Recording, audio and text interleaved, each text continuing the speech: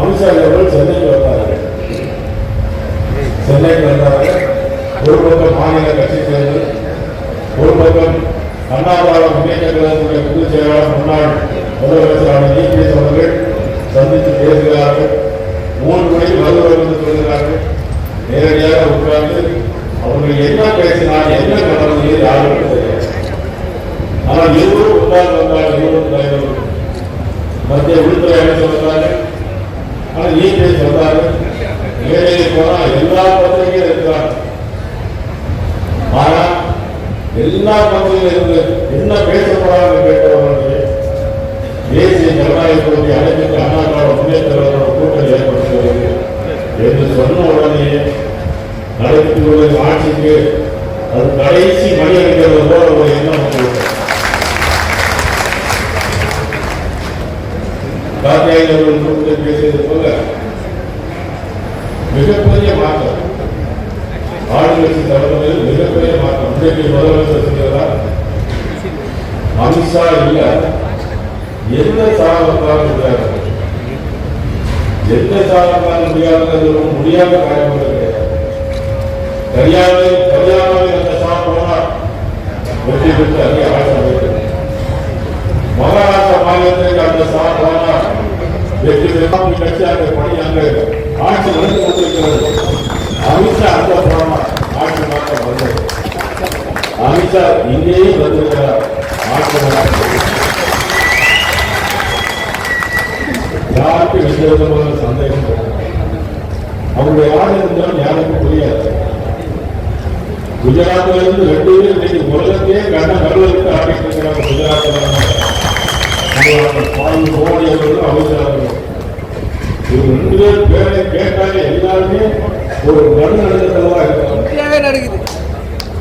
மோடி அவர்கள் ஆட்சிக்கு வந்து 10 வருஷம் முடிஞ்சு 3வது முறையாக நீங்க பிரதமராக பதவியேற்கிறார். குஜராத்தில் 3 முறை முதலமைச்சர், இதை 3வது முறை முதலமைச்சர். தோல்வியே கண்டறியாதவர், தோல்வி எங்களுக்கு தெரியாதவர், தோல்வியை எங்களுக்கு கொடுத்தே பழக்கப்பட்டவர்.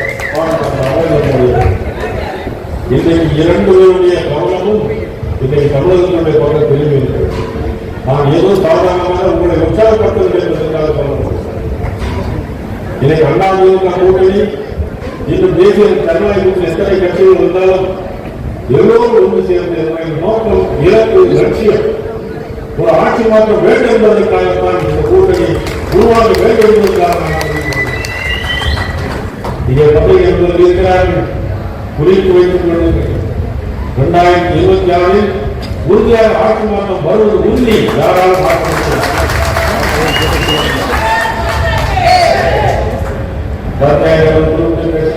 நரேந்திர பேசினார்கள். கிஸ்தி வரி கட்டி அப்படின்னு சொன்னாங்க. அது ஒரு நோக்கம். ஆனால் நீங்கள் சொத்து வரி எவ்வளவு கூடியிருக்கு? 300% சொத்து வரி. மின்சார கட்டணம் எவ்வளவு கூடியிருக்கு? 300% கூடியிருக்கு. பாலத்தை எவ்வளவு கூடியிருக்கு? எல்லாமே நீங்க விலை கூடியிருக்கு. விலைவாசி அதாவது மக்கள் எப்படின்னா அவங்க என்ன நினைச்சிட்டு இருக்காங்கன்னா, நம்ம எல்லாருக்கும் 1000 ரூபாய் கொடுத்துட்டோமே, மாசம் 1000 ரூபாய் கொடுக்கலாமே, அவங்க தான் ஓட்டு போடுவாங்க.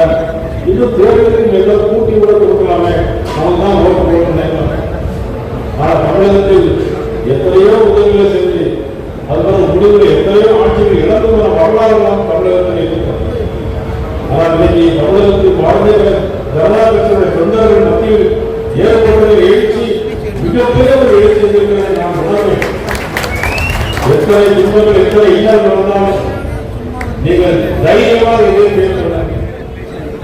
நான் இருக்கிறேன் உங்களோடு.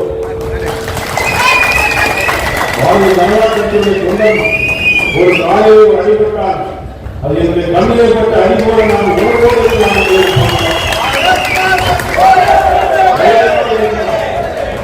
பழைய காலங்கள் வேறு, இனி ஒரு காலங்கள் வேறு.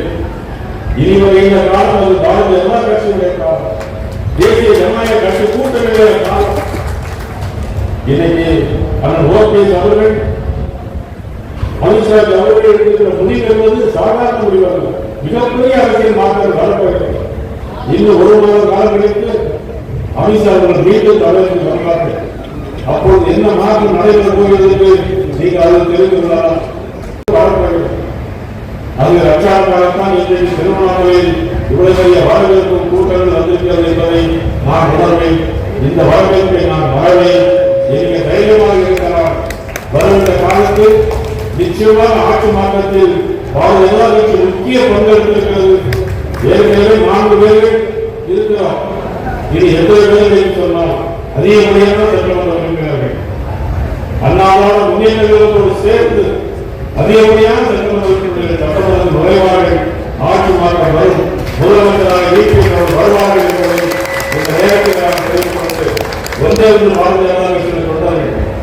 பேஸ்புக் ட்விட்டர்ல போடும்போது யாரையும் தவறுதான முறை யாராக இருந்தாலும் எதிரியாக இருந்தாலும் நமது அடக்கத்தோடு எவ்வளவு மாதிரியான முறையில் விமர்சனம் செய்யணும் அதே முறையில் தான் செய்ய வேண்டும் என்று அன்போடு நான் கேட்டுக்கொண்டதோடு போஸ்டர் பேனர்ல வந்து நிறைய பேர் நிறைய அடமுறை போடுறாங்க.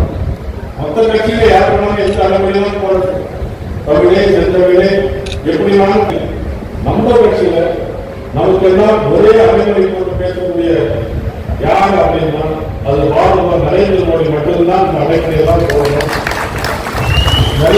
முதல்வரே அப்படின்னா போடுறாங்க. நான் இன்னைக்குதான் மாநில தலைவர் பதவிகளுக்கு 4 நாள் தான் என்னுடைய பணியை நீங்க காப்பாற்றணும். அதனால தயவு செய்து எல்லோருடைய அன்புக்கு நிறைய முன்னாலே எனக்கு தெரியும். திருவண்ணாமலை மாவட்டத்தில் வந்தபோது நான் அண்ணாதிமுக இருந்ததும் சரி நிறைய எனக்கு பணத்தில் இருக்கிறது. உங்களோட தொழிலாளர்கள் எல்லோருமே என்னுடைய ஊரை சேர்ந்தவர்கள். அது எல்லாம் இருந்த அப்பாவாக இருந்தாலும் அம்மாவாக இருந்தாலும் அசாவாக இருந்தாலும் துபாயாக இருந்தாலும் எல்லாமே திருநெல்வேலியில என்னுடைய சொந்தக்காரன் போன்ற உறவுக்காரன் எல்லா போட்டோருமே நம்ம நிறைய நாள் பேசலாம் தெரியும். எனக்கு 30 வருஷத்துக்கு முன்னாடி இந்த மண் எப்படி இருந்தது என்பதும் தெரியும். ஆக எல்லோருமே எங்கேயோ பற்றும் பாசம் வைக்கிறார்கள். இருந்தாலும் கூட நம்ம தான் ஒரு கட்டுப்பாட்டுகள் இருக்கிற கட்சி. பாரதிய ஜனதா கட்சிங்கிறது பாரத் மாதா கி ஜெய் எல்லாம் ஒரு அமைதியான ஒரு கட்டுப்பாட்டோடு இருக்கிற கட்சி. அதே மாதிரி இப்போ நான் எல்லாரும் பார்த்துட்டு தான் போவேன். ஆனால் தண்டூர் இல்லாமல் வரிசையா ஒருத்தா வந்து உங்களை அறிமுகப்படுத்த வேண்டியது அன்போடு நான் கேட்டுக்கொள்கிறேன். யாரும் சார்பில் தயவுசெய்து சார்பிலாம் போடுறோம்னா நான் நின்று 10 மணி ஆனாலும் உங்களோட போட்டோ எடுத்துட்டு தான் போவேன். நீங்க கூட